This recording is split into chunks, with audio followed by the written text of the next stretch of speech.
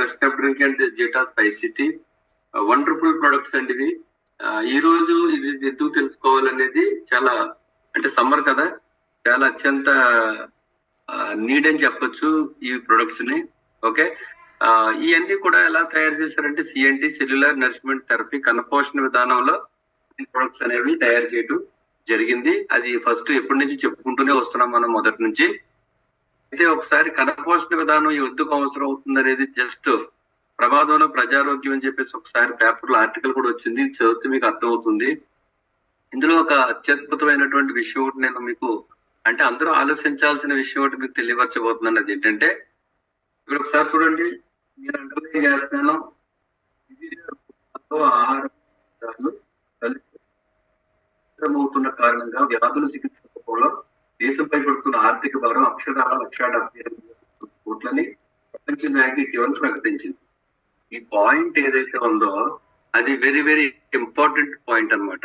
అంటే వివిధ రూపాల్లో, అంటే ఏవే కారణాలు ఏవైతే కావచ్చు, ఏ రూపేనా కావచ్చు, ఆహార పదార్థాలు అంటే మనం తినేవి కలుషితమైపోతున్న కారణంగా కొన్ని వ్యాధులు వస్తున్నాయట.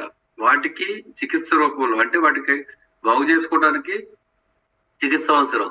అది మరి వైద్యం అనేది ప్రభుత్వం అందించాలి. మరి దేశంపై పడుతున్న ఆర్థిక భారం 1,78,000 కోట్లట. అది ఎవరు ప్రకటించారు? ప్రపంచ బ్యాంక్ ప్రకటించడం జరిగింది. అంటే మన దేశంపై పడుతున్న భారం ఈ విధంగా, అంటే కణపోషణ అనేది లేదు, అందుకే దీన్ని రాయడం జరిగింది. ప్రమాదంలో ప్రజారోగ్యం వల్ల, అందుకే ప్రతి ఒక్కరు కూడా కణపోషణ మీద మనం అవేర్నెస్ తీసుకొస్తున్నాం. అందుకని నేను వెస్టేజ్ థ్యాంక్స్ చెప్తున్నాను ఈ సందర్భంగా. Thanks to Vestige management. ఈ రోజు మాట్లాడుకునే టాపిక్ ఏంటంటే, ఇమ్యూనిటీ బూస్ట్ లో ఒక ప్రొడక్ట్ ఉంది, దాని పేరే ఆమ్లా. చివరి ప్రొడక్ట్ గమనించండి, ఆమ్లా. నేను రౌండ్ చేశాను. ఈ ఆమ్లా అంటే 3 ప్రొడక్ట్స్ ఉన్నాయి, amla, fresh drink and tea. వేసవకాలంలో ఈ 3 ఎందుకు యూజ్ చేయాలి అనేది చాలా వెరీ ఇంపార్టెంట్. ఆమ్లా గురించి మాట్లాడుకుందాం. Source of vitamin C in the world. ప్రపంచంలోనే సి అనేది ఐసోర్స్ ఎక్కడ ఉంటుందంటే ఉసిరి, నిమ్మ, నారింజ, జామ, బ్రాకోలి ఆకులు. అయితే ఆమ్లాలో 80% ఏముంటుందంటే సి ఉసిరితోనే ఉంది. కనవదంతా నారింజ ఉంటుంది, బ్రాకోలి ఆకులు ఉంటాయి, జామ ఆకులు ఉంటాయి, అవన్నీ కలిపి ఆమ్లాను తయారు చేశారు. ఈ ఆమ్లా గొప్పతనం ఏంటంటే ద రిచ్ యాంటీ ఆక్సిడెంట్, అంటే this is natural anti oxidant అని చెప్పొచ్చు. Content of Amla support the immune system and prevent premature ageing. అంటే వృద్ధాప్యం ఏదైతే, వృద్ధాప్య ఛాయలు ఏవైతే త్వరగా వచ్చేస్తాయో వాటిని మరి రానివ్వకుండా చేస్తుంది. అంటే ఆమ్లా రెగ్యులర్ గా ఎవరైతే యూజ్ చేస్తారో, రెగ్యులర్ గా మనకు ఒక క్యాప్సిల్ నీడ్, ముఖ్యంగా సమ్మర్ లో అయితే కనుక డైలీ, ఇక్కడ రాస్తాను, డైలీ 1 or 2 క్యాప్సిల్స్ నీడ్ అనమాట. కంపల్సరీ 2 క్యాప్సిల్స్ అయితే తీసుకోవాలి. ఈ విధంగా 1 or 2 క్యాప్సిల్స్ డైలీ తీసుకోవటం వల్ల మనకు వృద్ధాప్య ఛాయలు రావు, దగ్గరికి చేరవు త్వరగా. అలాగే a rich source of vitamin C that help fight cold and cough naturally. సహజంగా మనకి క్లైమేట్ చేంజింగ్ లో దగ్గు, రొంప ఇట్లాంటివి రావటం జరుగుతుంది. వాటిని రానివ్వకుండా కాపాడుతుంది ఈ విటమిన్ సి. అలాగే it detoxify the digestive system and GI track.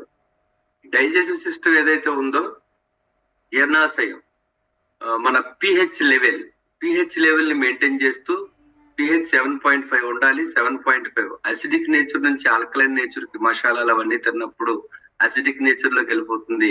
మసాలాలు అవి ఉన్నప్పుడు పిహెచ్ లెవెల్ ని మరి బాడీ మెయింటైన్ చేయటమే కాకుండా డైజెస్టివ్ సిస్టమ్ లో మరి మన యొక్క ట్రాక్ ఏదైతే ఉందో దాంట్లో ఉన్నటువంటి చెదారం అది ఎలా ఉంటుందంటే, మన వాషింగ్ మిషన్ డెలివరీ పైప్ బయటికి తీసి చూస్తే, ఒక కన్ను మూసి చూస్తే మరి లోపల స్టెప్స్ కింద ఉండి నాచు పట్టేసి ఉంటాయి. అట్లా నాచు పట్టేసి ఉంటుంది ట్రాక్ అంతా కూడా.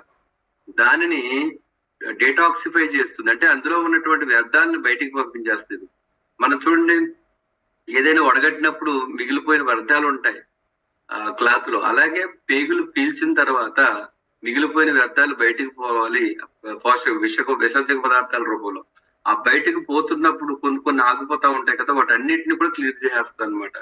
ఇంకా కొన్ని కెమికల్స్ పేగులను అంటుకుపోయి ఉంటుంది ట్రాక్ లో, వాటిని కూడా బయటకు తీసేస్తుంది అనమాట. Amla is a wonderful product. శరీరానికి అంటే శోషణను అందిస్తుంది, శోషణని మెరుగుపరుస్తుంది. అంటే తిన్న ఆహారం డైజెస్టివ్ సిస్టమ్ లో డైజెస్టివ్ అయిన తర్వాత చిన్న ప్రేగుల్లోకి వెళ్ళిన తర్వాత చిన్న ప్రేగుల్లో శోషించబడిన తర్వాత పోషక పదార్థాలు శోషించబడిన తర్వాత అంటే వేరుపడిన తర్వాత విసర్జక పదార్థం కిందకు పోతుంది. ఇలా శోషించుకోవాలి. విసర్జక పదార్థం అంటే మోషన్ లో పోషక పదార్థాలు వెళ్లకుండా పోషక పదార్థాలు చిన్న ప్రేగులు పీల్ చేసుకుని లివర్ ద్వారా బ్లడ్ స్ట్రీమ్ లో కలిసి సెల్యులర్ ఎనర్జీగా మారుతుంది. ఈ పోషకాలు తిన్న దాంట్లో కిందకు రాకుండా బాడీకి అందించడమే శోషణ అంటారు. ఆ శోషణని మెరుగుపరుస్తుంది. అది ఆమ్లతో సాధ్యమవుతుంది. అలాగే నెక్స్ట్ పిహెచ్ లెవెల్ ని ఇందాక చెప్పాను కదండి, మెయింటైన్ చేస్తూ లివర్ ఫంక్షన్ కి సపోర్ట్ చేస్తుంది. ఎందుకంటే లివర్ కి అసలు లివరే పెద్ద డిటాక్సిఫై, దాన్ని మెరుగుపరిచేదే ఆమ్ల. అలాగే నెక్స్ట్ ఇది ఒక మంచి స్కిన్ అండ్ హెయిర్. చాలా మంది జుట్టు రాలిపోతుందంటే షాంపూల వైపు చూస్తూ ఉంటారు. షాంపూలు ఎంత ముఖ్యం. జుట్టు రాలకుండా ఉండాలన్నా నెరవకుండా ఉండాలన్నా ఎక్కువ కాలం బ్లాక్ గా ఉండాలంటే, ఎక్కువ కాలం ఊడకుండా ఉండాలంటే, ఎక్కువ కాలం అంటే ఒక్క వెంట్రుక మన యొక్క స్కాల్ప్ మీద ఎంత కాలం ఉంటుందంటే 3 years 9 months. ఈ 3 years 9 months కూడా ఉంటుంది. ఈ 3 years 7 to 9 months ఉన్నప్పుడు ఆ వెంట్రుక పొడవుగా ఉంటుంది అనమాట. కానీ 3 years గా రాలిపోతే కొరసగా ఉంటుంది, 2.5 years గా రాలిపోతే ఇంకా కొరసగా ఉంటుంది. అలాగే 1 year కి రాలిపోతే, 6 months కి రాలిపోతే రాలిపోతా ఉంటాయి, వచ్చి వస్తా ఉంటాయి. డైలీ మనకి 7 నుంచి 9 లేదా 12 వెంట్రుకలు రాలుతూ ఉంటాయి సహజం, అంతకన్నా ఎక్కువ రాలకూడదు. రాలుతా ఉంటే వచ్చి వస్తా ఉంటాయి. అయితే రాలటం అనేది సహజం కాబట్టి గోర్లు పెరగటం ఎలాగో వెంట్రుకలు పెరగటం అలాగే వెంట్రుకలు రాలటం కూడా అంతే. డైలీ 7 to 12 మధ్యలో రాలుతూ ఉంటాయి. దాన్ని మీరు పట్టించుకోకండి, అది వాస్తవం. అది ఆ రాలటం అనేది 7 to 9, 12 మధ్యలోనే ఉండాలి, అంతకన్నా ఎక్కువ ఉండకూడదు. ప్లస్ వాటి యొక్క ఆయురార్థం పొడవుగా పెరిగిన తర్వాత రాలంటే 3 years 9 months కి రాలాలి. అప్పుడు మాత్రమే జుట్టు పొడవుగా ఉంటుంది. కాబట్టి దానికి అత్యంత అద్భుతమైనటువంటి విటమిన్ ఏదైనా ఉంది అంటే కనుక జుట్టుకి అది సి విటమిన్. ఈ సి నేచురల్ గా మనకు దొరుకుతుంది సూర్యులో. అలాగే జుట్టు నల్లగా ఉండాలనే సి విటమినే. అది తెల్లగా వచ్చిన తర్వాత తీసుకుంటే నల్లబడదు, కానీ నల్లగా ఉన్నప్పుడు తీసుకుంటే నల్లగానే ఉంటుంది. మరి చాలా కాలం తెల్లబడదు అనమాట. వృద్ధాప్యంలో 80, 90లో తెల్లబడతారు తప్ప బిలో 50 years తెల్లబడదు, నల్లగానే ఉంటుంది. ఆమ్ల అంత మంచి చేస్తుంది. ఇలా జుట్టుకి, శోషణకి, చర్మానికి చాలా అత్యంత అవసరమైంది. ఇకపోతే మరి కంట్లో శుక్లాలు రాకుండా కాపాడేది కూడా సి విటమిన్. శుక్లాలు అంటే తెల్లగుడ్డు నల్లగుడ్డు మీదకి వచ్చేస్తుంది. తర్వాత కంటి డాక్టర్ దగ్గరికి వెళ్ళి ఆపరేషన్ చేయించుకుని మళ్ళీ దాన్ని తీయాలి. తర్వాత లోపల కొన్ని అద్దాలు కూడా పెడతా ఉంటారు. కాబట్టి అవి అలాంటివి రాకుండా నల్లగుడ్డు తెల్లగుడ్డు స్పష్టంగా మనం బ్రతికినంత కాలమే కాదండి, కళ్ళు మన తదనంతరం కూడా ఇంకొకరికి పనిచేసేలాగా మనం కాపాడాలి అంటే ఖచ్చితంగా ఇన్సఫిషియెంట్ లేకుండా సఫిషియెంట్ గా సి విటమిన్ మన బాడీలో మెయింటైన్ చేయాలి.